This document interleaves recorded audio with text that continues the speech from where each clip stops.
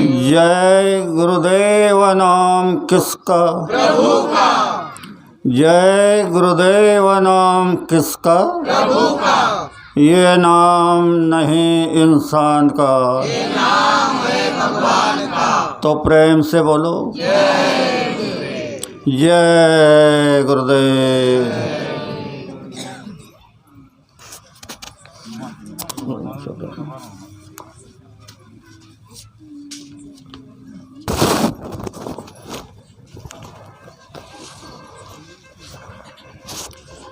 सबसे पहले योग परिवर्तक परम संत बाबा जय गुरुदेव जी महाराज, इनके चरणों में शतकोटि प्रणाम करता हूँ। साथ ही साथ जिसने यह त्रिलोक की रचना बनाई उस ईश्वर को प्रणाम, उसकी दृश्य अदृश्य शक्तियों को प्रणाम। और यहाँ पर उपस्थित दूर दराज से आए हुए सत्संग प्रेमी भाई और बहनें, अगल बगल के क्षेत्र से आए हुए सत्संग प्रेमी भाई और बहनें, सबको बड़े प्रेम के साथ जय गुरुदेव।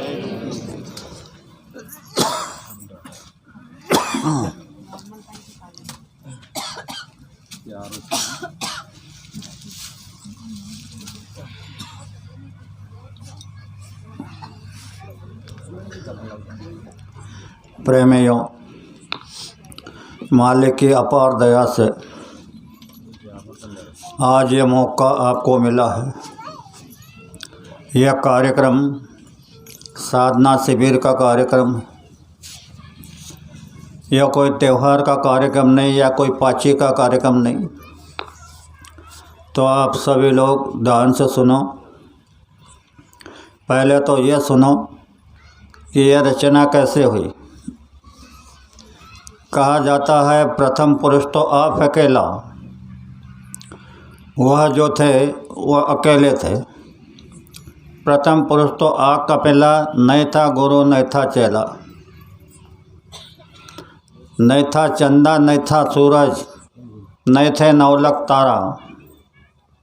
आप अकेला रहता था, अंधाधुन सब धुनकारा। ना इस स्थल पर न पेड़ थे न पौधे, ना नदी न नाला न सागर, कुछ भी नहीं था। ब्रह्म के समान सारी धुंधुनकार था। वो जो पुरुष है जिसे सत्पुरुष कहते, उनकी मौज हुई और मौज में उनके मुख से आवाज़ निकली। तो वो आवाज़ आज की किट्ठी एटम बम की आवाज़ नहीं है, इससे कई गुना बड़ी। तो आवाज़ की जो लहरें चली ऐसे,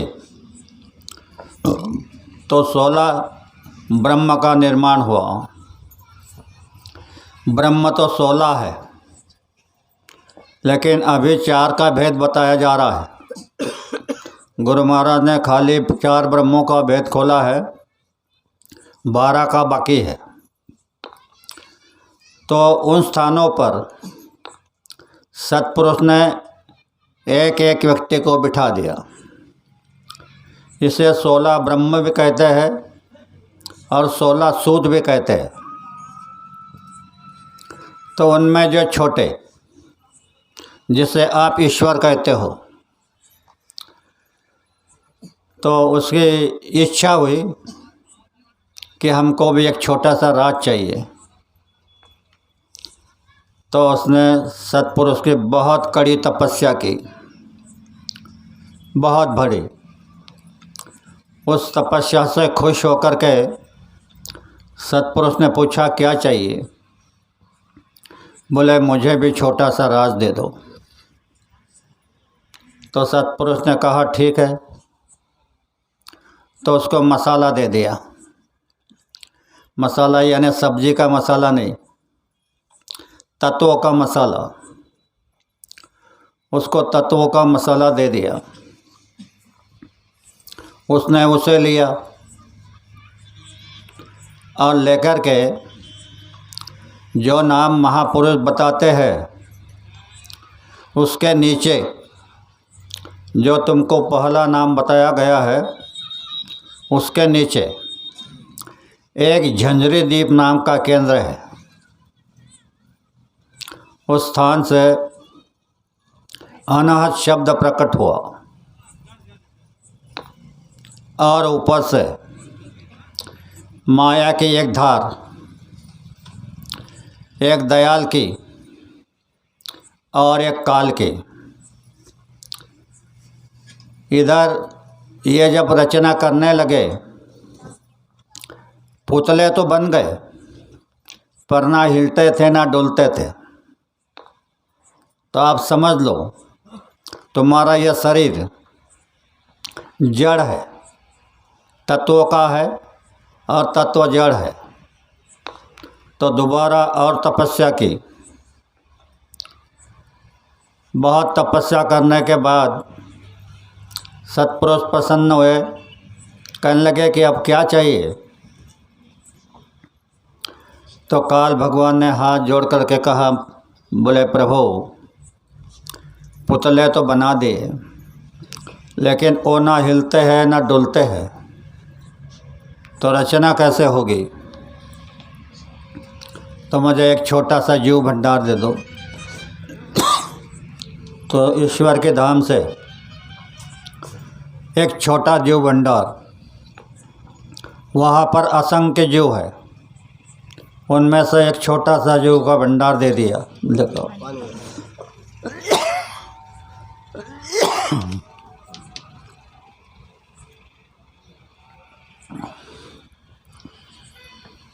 और ये यहाँ की रचना हुई। तो यहाँ पर काल और माया इन्होंने 3 पुत्रों को जन्म दिया, जिसे आप ब्रह्मा, विष्णु और महेश कहते हैं। और फिर बाद में उनको आदेश दिया, ब्रह्मा को कहा तुम उत्पत्ति करना, विष्णु को कहा तुम पालन करना, शिव जी को कहा तुम संहार करना, और इनके गण इनको दे दिए। 33 कोटि देवता, 9 कोटि दुर्गा और 10 कोटि शंभु, यह सब इनके हवाले कर दिए। और ये सृष्टि की रचना हुई मृत्युलोक की। तो यह मैंने ऊपर का थोड़ा भेद आपको समझाया, लेकिन यही रचना इस पिंड में है, यानी तुम्हारे शरीर में। तुम्हारे शरीर में यह पूरी रचना है। तो इसी रचना को भी आज तक लोग देख नहीं पाए। बात तो ईश्वर की कर रहे हैं कि हम ईश्वर से मिलेंगे, ईश्वर को देखेंगे, वो तो बहुत दूर है। ये अंतर में जो आपको दिए हैं उनको भी आप देख नहीं सके। और इस रास्ते पे यह कोई मामूली रास्ता नहीं है। इस रास्ते पर कई लोगों ने चलने का प्रयास किया।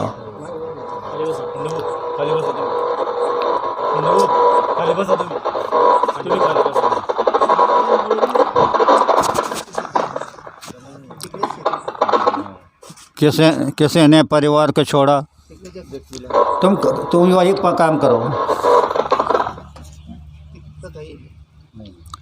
आपको मालूम है जब कुछ भेद निकलता है वो तो टांग अड़ाता है।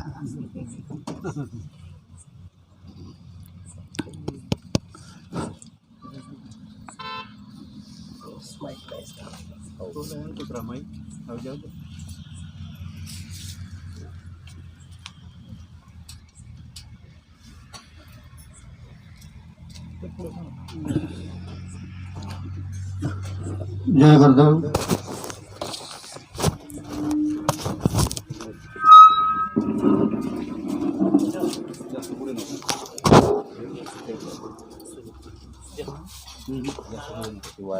हो गया।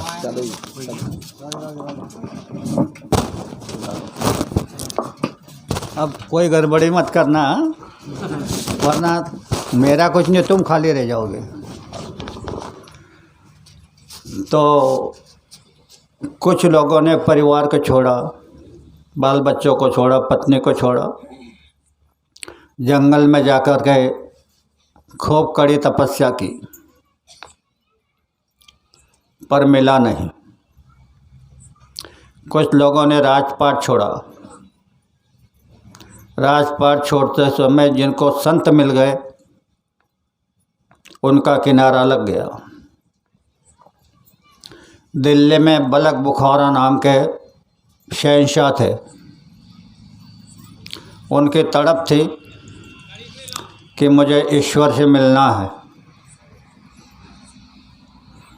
तो कई महात्माओं को मिला, उनसे नाम लिया, दान लिया, पर कोई लाभ नहीं। कबीर साहब के समय की बात है, कबीर ने देखा इनमें तड़प है, तो एक वेश बदल करके राज दरबार में चले गए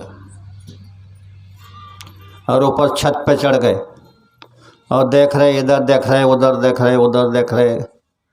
राजा पूछने लगे, भाई क्या देख रहे हो? तो बोले, मेरा ऊँट गम गया, मेरा ऊँट गम गया तो मैं उसे देख रहा हूँ।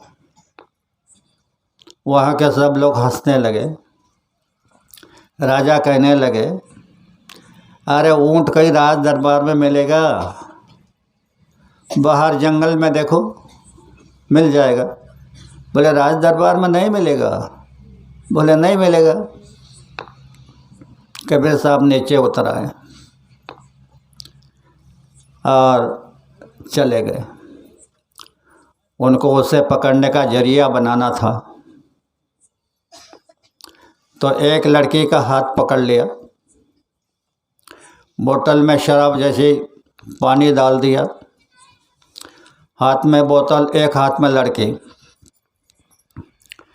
और चिल्लाता हुआ राज दरबार में चला गया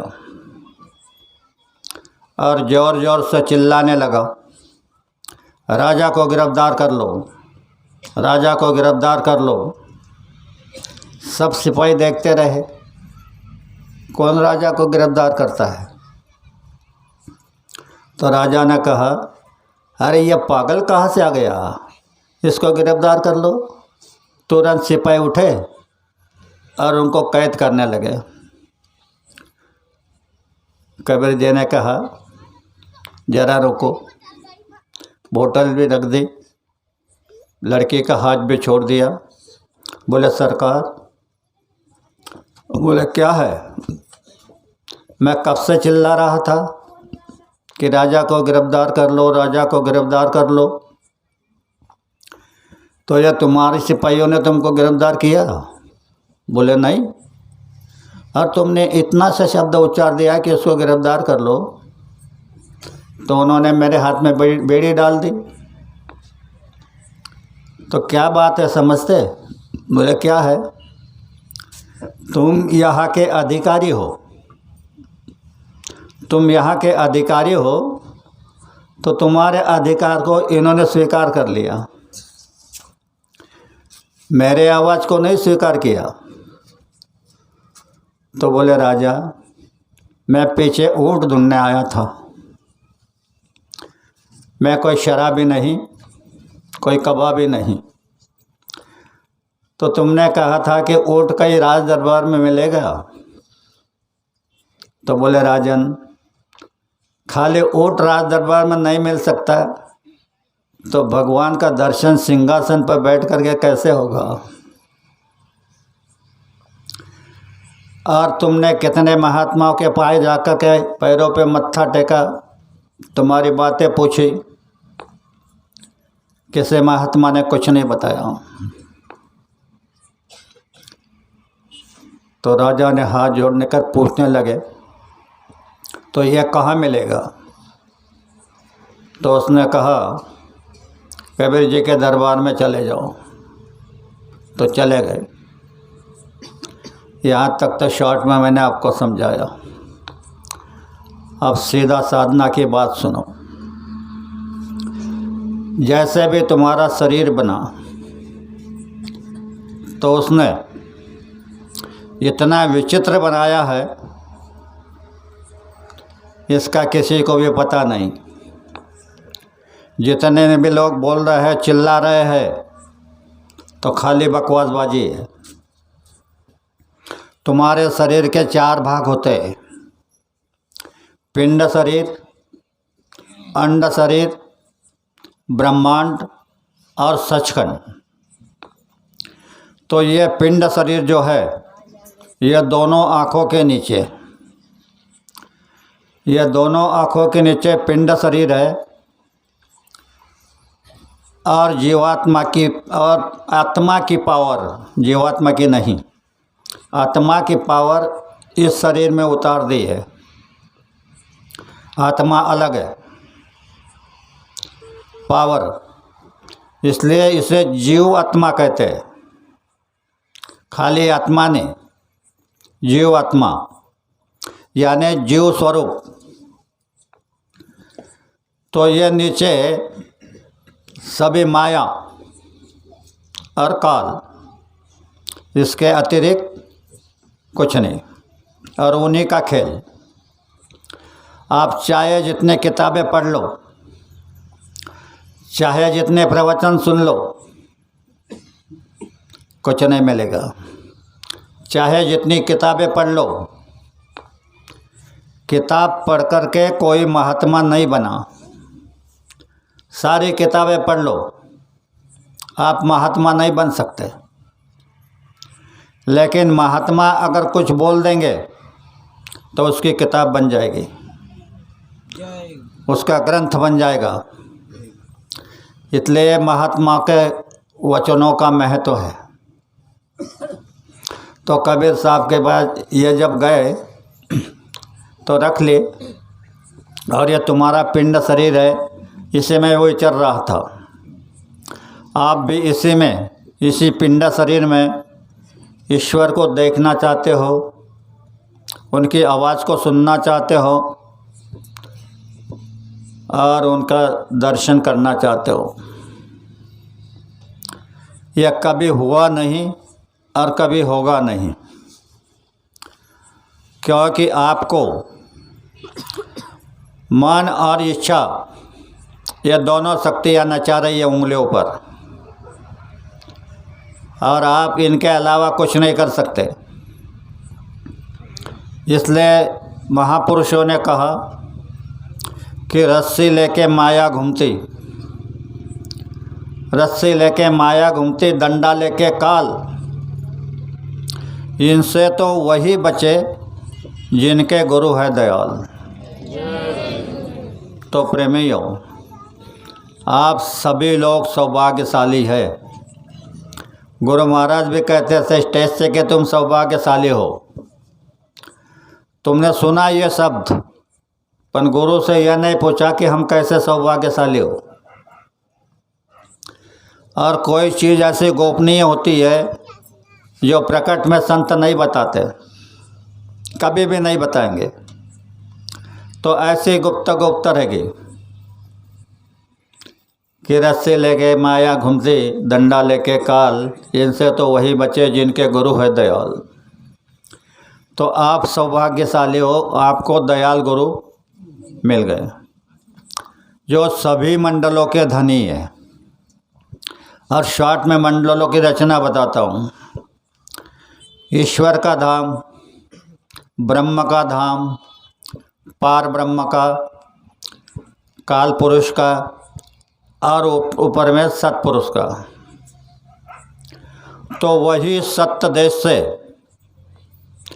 स्वामी जी महाराज नीचे उतरे, मानव तन लेकर के। मानव तन इसलिए लेना पड़ा कि यहाँ उनकी बातों को तुम समझ नहीं सकते कि क्या बोल रहे हैं। और मानव तन में आया तो वो तुम्हारी भाषा, तुम्हारा खाना, तुम्हारा पीना, तुम्हारी बीमारी, सब कुछ उनको लगी हुई होती है। तो आपके लिए मानव तन धार करके इस धरती पर आए। और ये जो बताया गुरु महाराज ने एकदम स्टेज पर बताया था, अरे तुम रिश्ता बना लो, कम से कम रिश्ता बना लो। ये इसलिए कहा था, टेस्ट से कहा था बाबा जी ने कि मेरा कोई निजी बच्चा है नहीं।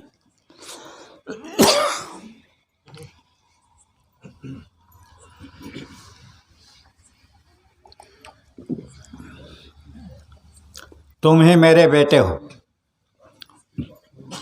और कहने लगे ठहरो ठहरो ठहरो, तुमको बेटा बनने में शर्म आती होगी तो मुझे अपना बेटा बना लो। कितनी गहरी बात है। मुझे तुम्हारा बेटा मान लो तो ऐसा क्या रिश्ता बनाते नहीं, मत मेरे बेटे बनो, मुझे अपना बेटा बना लो। ताकि जानते हैं रिश्ते का परिणाम। आपको किसी ऑफिस में जाना है तो चपरासी आपको अंदर नहीं जाने देगा। और अगर किसी मंत्री के साथ तुम चले गए तो चपरासी तुम्हारे तरफ देखेगा भी नहीं। तो ये पूरे मंडलों के धनी है। इनसे जब तुम्हारा रिश्ता बन गया तो तुम पागल की तरह उस रास्ते का छोड़ करके दूसरा रिश्ता बनाना चाह रहे हो। कोई किधर भाग रहा है, कोई किधर भाग रहा है, कोई किधर भाग रहा है। अरे एक बात समझो, गुरु ने आपको यह समझाया है, संत सत्पुरुष जब नाम का दान देते हैं तो जीवात्मा का और गुरु का, पति पत्नी का रिश्ता बन जाता है। अब इनका और हमारा आपका पति पत्नी का रिश्ता है। अब मान लो किसी नारी का पति मर गया और वो दूसरे के घर जाएगी तो क्या सती कहलाएगी? और जब सती नहीं कहलाएगी तो उसको मदद करेगा? नहीं करेगा। इसी तरह आप लोगों से पहले मैं हाथ जोड़ रहा, 4 दिन के पहले हाथ जोड़ रहा हूँ। आप गुरु को अपने सामने रखो। नामदान उन्होंने तुमको दिया है, मैंने नहीं और किसी ने नहीं। गुरु ने नाम का दान तुमको दिया है। और अभी अभी जो गुरु महाराज का सत्संग लग रहा था तब महाराज प्रार्थना गा रहे थे कि गुरु का ध्यान कर प्यारे, बिना इसके नहीं छूटना। चाहे जितना प्रयास कर लो, लेकिन गुरु के ध्यान किए बगैर तुम्हें कुछ प्राप्ति होने वाली नहीं है। इसलिए हाथ जोड़ता हूँ सबसे, आप गुरु को सदैव चिंतन करते रहो, उनको याद करते रहो।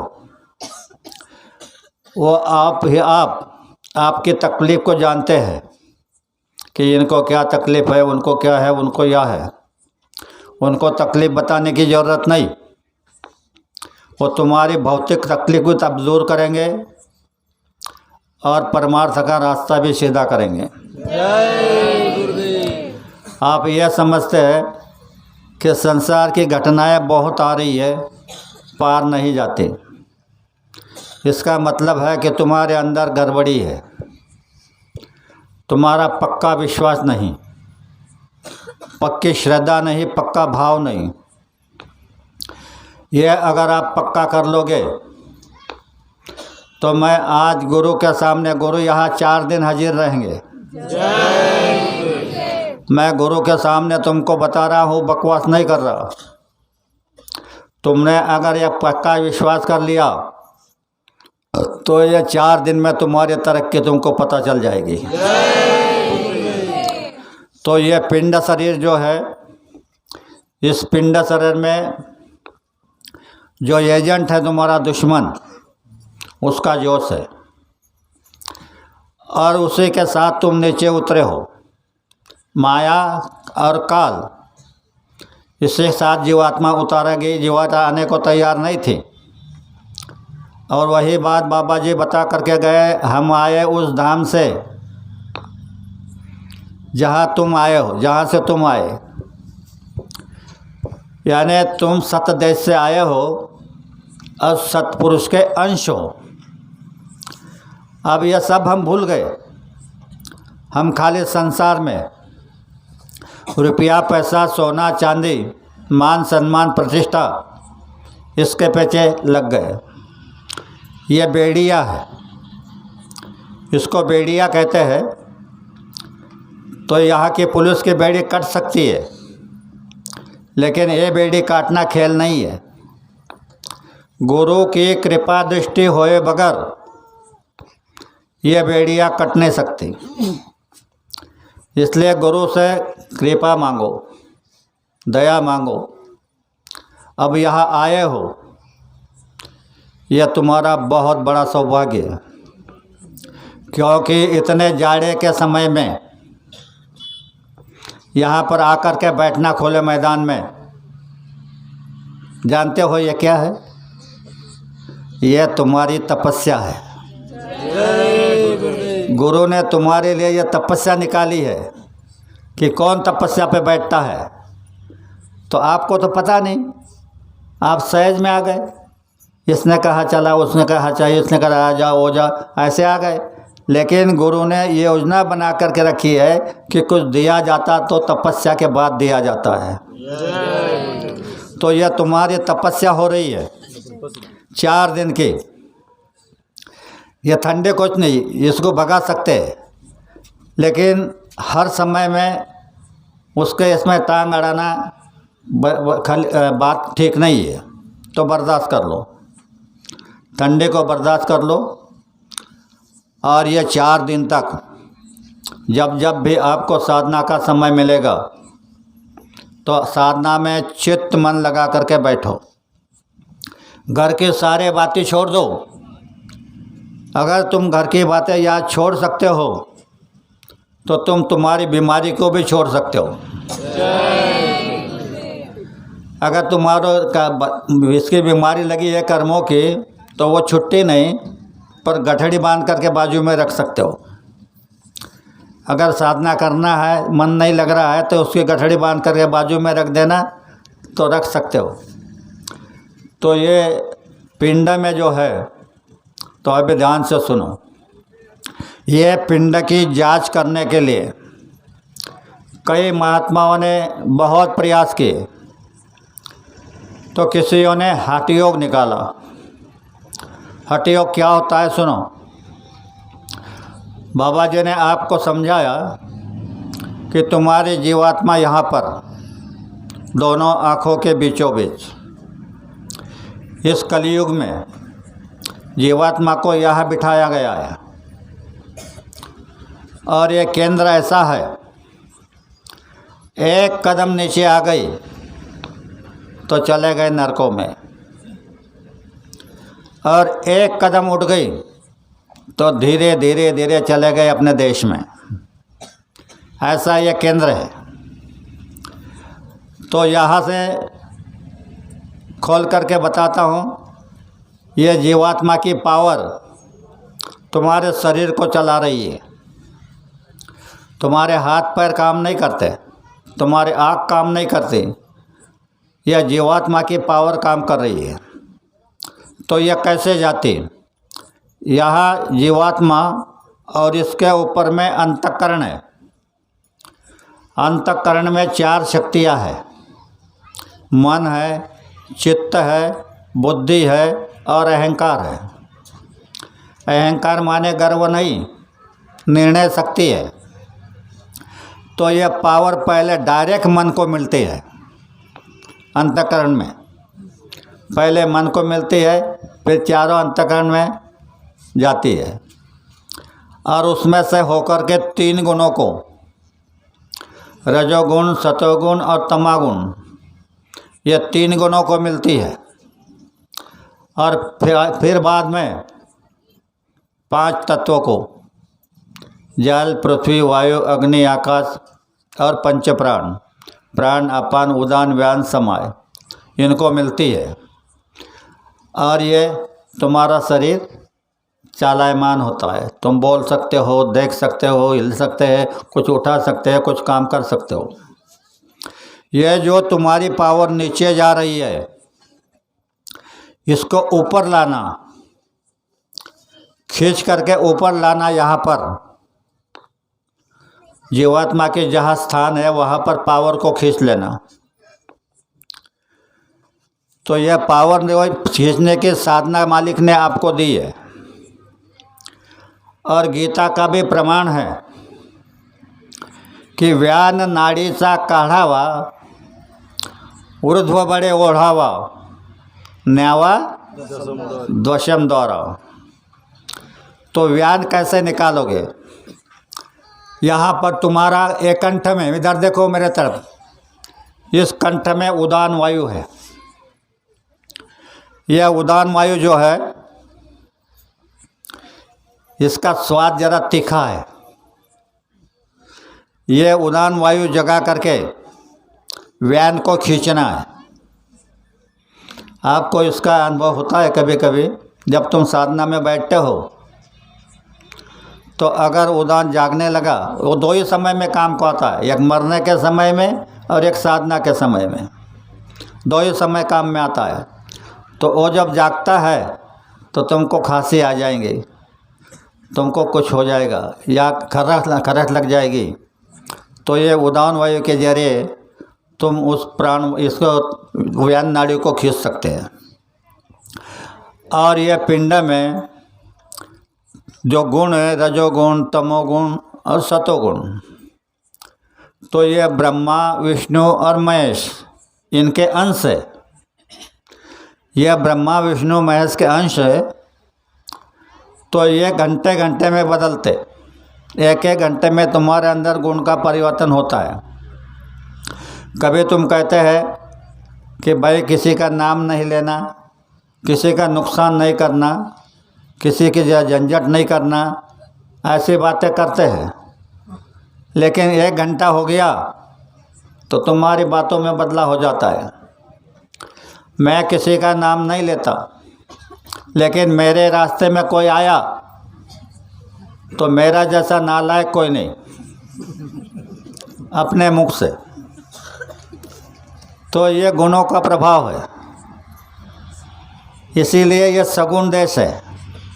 ये तुम्हारा शरीर सगुण है और इन परे चले जाओगे तो निर्गुण हो जाओगे।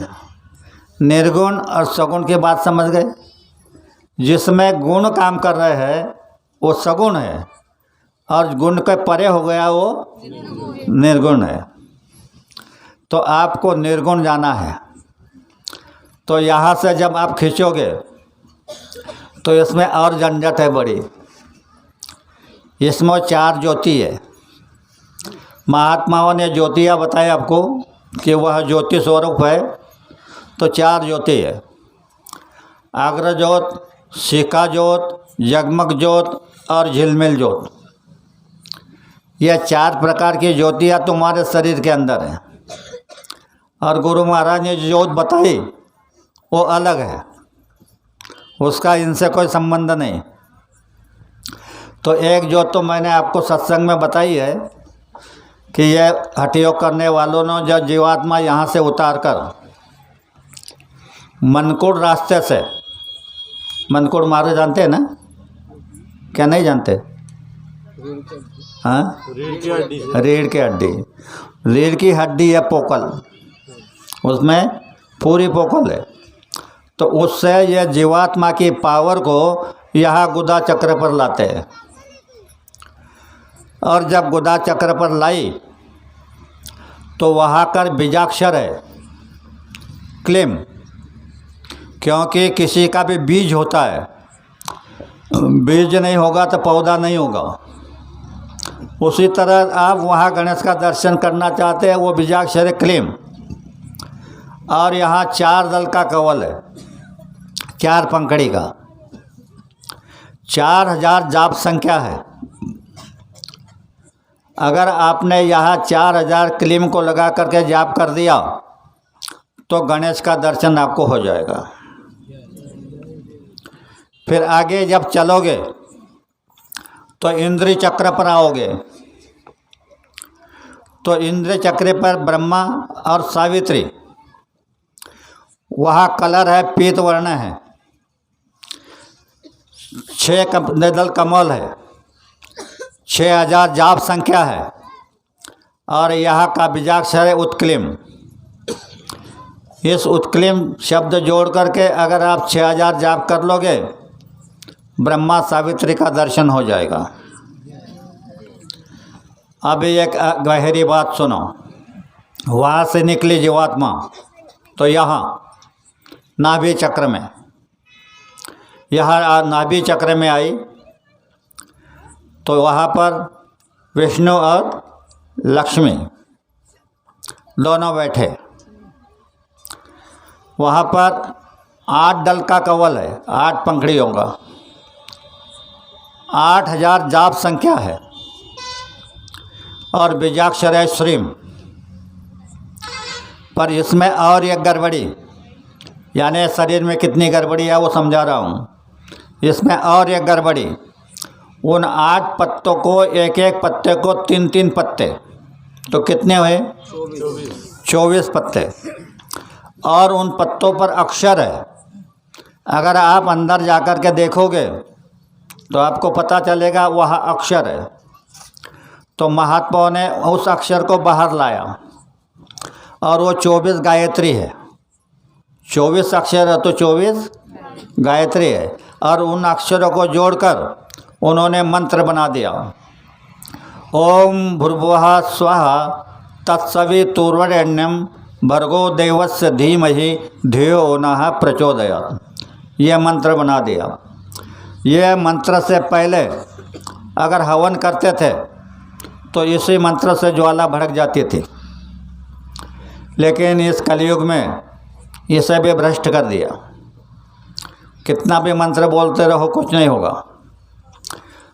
तो यहाँ पर नाभि चक्र पर 8 दल कवल है, तो कहते हैं अष्टदल कवल पर निर्विकार की है मूर्ति, जिसमें विकार नहीं। हम में कई विकार है, उनमें विकार नहीं। अष्टदल कवल के ऊपर निर्विकार की है मूर्ति। वही मूर्ति को देख ले प्यारे, जगमग ज्योति वहाँ जलती, वहाँ जगमग जगमग ज्योति जल रही है। तो साधक समझता है कि मैंने दर्शन कर लिया। गुरु महाराज ने दर्शन करने को कहा था, गुरु इसका ज्योति का मैंने कर लिया, वो ज्योति का नहीं बोला। तो जगमग ज्योति वहाँ जलती। तो तुम्हारे संस्कार बचपन से जो संस्कार पड़ते हैं, ये नाभि चक्र में जमा होते हैं। इसीलिए स्वामी जी ने कहा कि गर्भवती नारी को ही सत्संग में लेके जाओ, ताकि सत्संग में ही उस पर संस्कार पड़ जाएंगे। और बच्चा बाहर आने के बाद कई पंडित उसके पास बिठा दो, उसका कोई लाभ नहीं होगा। तो संस्कार पिंड से ही दिए जाते हैं। इसलिए बहनों को गुरु महाराज कहते हैं कि तुम जब प्रेग्नेंस हो तो सत्संग में जाया करो। तो वहाँ से जब निकली जीवात्मा तो यहाँ हृदय चक्र पर 12 दल का कवल है, बीजाक्षर है भ्रीम। यहाँ 12,000 जाप करोगे तो शिव पार्वती का दर्शन होगा। उसके बाद में जब जीवात्मा चली तो यहाँ पर, यहाँ कंठ चक्र में, यहाँ कंठ चक्र में अद्या महाशक्ति का स्थान है। यहाँ से चेतनता प्रारंभ होती है। यह अद्या महाशक्ति का स्थान है। और कहा जाता है वहाँ पर किला बंधा है, दुर्ग यानी किला, और उस शक्ति का नाम दुर्गा में वह रहती है, तो दुर्गा उसका नाम है। तो कहा कि नूरे दुर्ग पर दूरे चमकता, बहुत दूर से नूरे दुर्ग पर दूरे चमकता, बीन तेल वहाँ दीपक जलता। वहाँ पर साक्षी चेतन रहता, वहाँ से चेतन का प्रारंभ है। वहाँ पे साक्षी चेतन रहता। और फिर इसके ऊपर में जहाँ के तहाँ आगे द्विदल चक्र पर जहाँ जीवात्मा बैठी है। तो यह सारा खेल जो मैंने आपको बताया, ये हठ योगियों ने करके देखा, पर ईश्वर का दर्शन नहीं हुआ। इसके लिए समझाने के लिए अपने देश के महात्मा राष्ट्र संत तुकडोजी महाराज ने बताया कि षड चक्राचे देव वंदिले, 6 चक्रों को तुमने तोड़ा और वहाँ पर ये गणेश अपने विष्णु ब्रह्मा शिव जी का दर्शन किया। षड चक्राचे देव वंदिले तीर्थाटन झाले। तुकडोजी महाराज बता रहे हैं कि इतने क्रिया करने के बाद तुम तीर्थ करके आए। जैसे तीर्थ पर जाते हो तो वहाँ भगवान की मूर्तियों का दर्शन होता है, भगवान का नहीं। उसी तरह यहाँ छाया का दर्शन होता है। ये ब्रह्मांड में जो देवता है उनकी छाया उनके ऊपर पड़ रही है, इन चक्रों पर। तो ये छाया का दर्शन हुआ। और गुरु ने आपको बताया कि तुम छाया के पीछे दौड़ रहे हो। बात को एक एक समझो और अपने सोओगे तो इसका अंदाज़ा करना कि सचमुच छाया के पीछे दौड़ रहे क्या नहीं। तो तुम छाया के पीछे दौड़ रहे हैं। छाया कभी हाथ आने वाली ना आई है ना आएगी। तो इसका थोड़ा सा उदाहरण दे देता हूँ। तुम चल रहे हो और तुम्हारी छाया आगे गिर रही है और छाया को तुम लांघना चाहते हो। तुम्हारी इच्छा है कि यह छाया मेरे पीछे हो जाए। तो जल्दी जल्दी चलते हैं, वो जल्दी जल्दी से आगे चलती है। दौड़ते हैं तो आगे चलती है, लेकिन वो उसको लांघ नहीं सकते।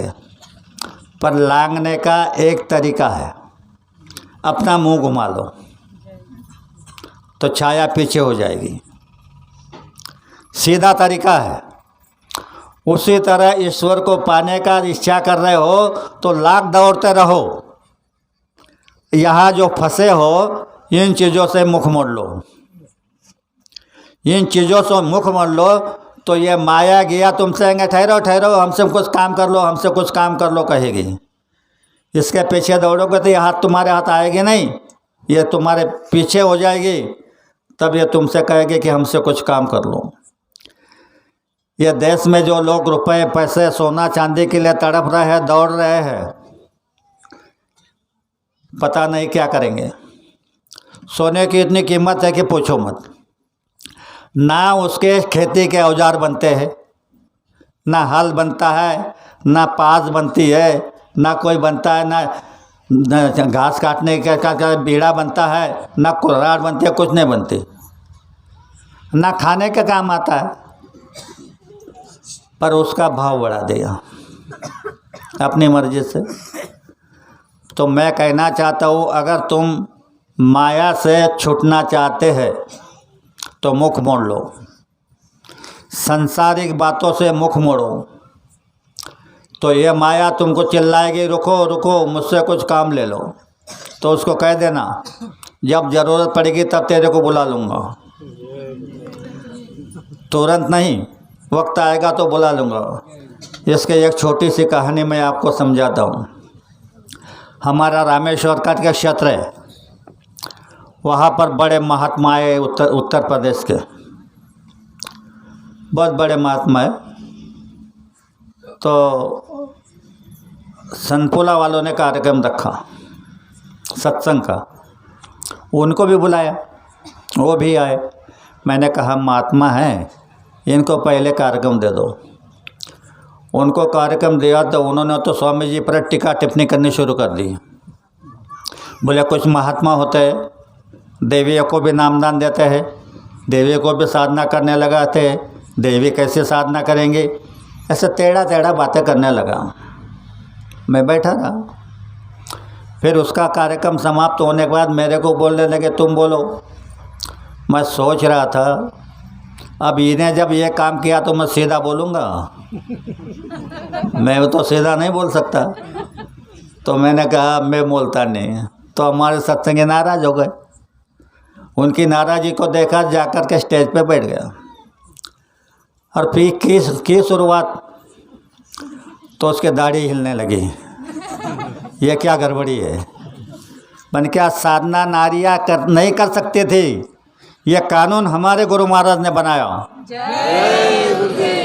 हमारे गुरु महाराज ने यह बनाया कि नारी भी साधना कर सकते हैं। मेरे साथ चलो, मैं तुमको नारी के साथ बिठाता और तुम भी साधना करो, वो भी साधना में बैठेगी और दोनों को सुई मारता। कौन दर्द करता है, कौन दर्द नहीं करता है। वो भी नहीं किया, चुप हो गया। फिर नीचे उतर के आया, मेरे पास आया, बोले कहाँ रहते हो? मैंने क्या बगल में रहता हूँ, देहात खरीदा करके। बोले महाराज के पास कितने दिन रहे? मैंने क्या जाता हूँ साल में 1 बार 2 बार। साल में 1 बार 2 बार जाते हैं? मैंने क्या हाँ। और बोले इतना गया? मतलब ये तो कुछ भी नहीं। तो बोले हमारे आश्रम को चरण छुआ दो।